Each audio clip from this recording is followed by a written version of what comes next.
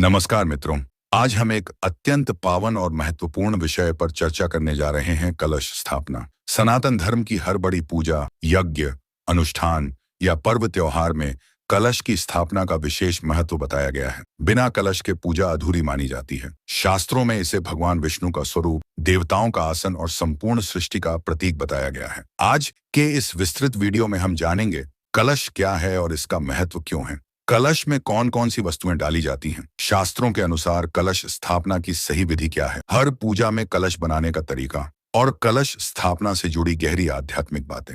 कलश का महत्व। सनातन धर्म में कलश केवल एक पात्र नहीं बल्कि आदि देवता का प्रतीक है। पुराणों में इसे संपूर्ण ब्रह्मांड का प्रतीक कहा गया है। कलश का गोल आकार धरती का प्रतीक है, पानी, सागर और जीवन का आधार है। आम के पत्ते पंच तत्व और दिशाओं का प्रतिनिधित्व करते हैं। नारियल को ब्रह्मांड और आत्मा का स्वरूप माना गया है। शास्त्रों में कहा गया है कि कलश स्थापना करने से देवताओं का आह्वान होता है और पूजा में दैवीय ऊर्जा स्वतः ही प्रकट हो जाती है। कलश स्थापना से पहले की तैयारी।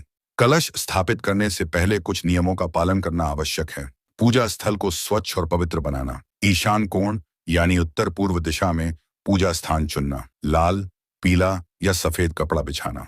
कुमकुम, अक्षत, दीपक और फूल की तैयारी रखना। पंचामृत और गंगाजल उपलब्ध करना।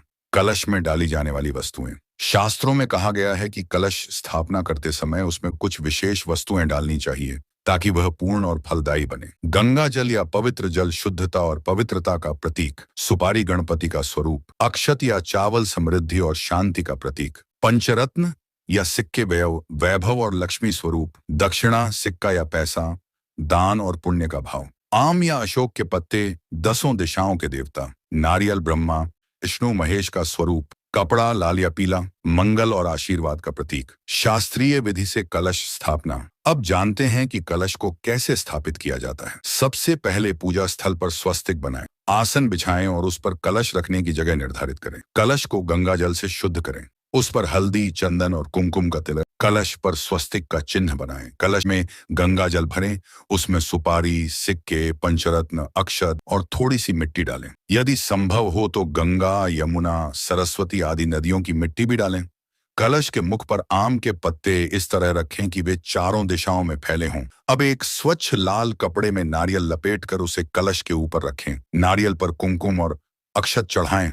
कलश स्थापना करते समय यह मंत्र बोला जाता है, ओम कलशाय नमः, ओम विष्णवे नमः, ओम वरुणाय नमः। फिर संकल्प लेकर कहा जाता है, अस्य पूजायां सर्वदेवता आवाहयामि स्थापयामि। हर पूजा में कलश बनाने का तरीका। चाहे नवरात्रि की पूजा हो, गणेश चतुर्थी हो, विवाह संस्कार हो, गृह प्रवेश हो या यज्ञ हवन, हर पूजा में कलश स्थापना की परंपरा है। नवरात्रि में कलश को देवी का स्वरूप मानकर उसकी आराधना की जाती है। गृह प्रवेश में कलश को समृद्धि और लक्ष्मी का प्रतीक मानकर द्वार पर रखा जाता है। विवाह में कलश को मंगल और शांति का प्रतीक मानकर मंडप में स्थापित किया जाता है। हवन और यज्ञ में कलश को वरुण देव का आसन माना जाता है। कलश से जुड़े रहस्य। कहा जाता है कि कलश में सभी देवी देवताओं का वास होता है। पत्तों में दसों दिशाओं के देवता, नारियल में ब्रह्मांड, जल में पवित्र नदियां और सुपारी में गणपति का वास माना जाता है। कलश को संपूर्ण ब्रह्मांड का लघु रूप कहा जाता है। कलश स्थापना मात्र एक परंपरा नहीं बल्कि संपूर्ण ब्रह्मांड को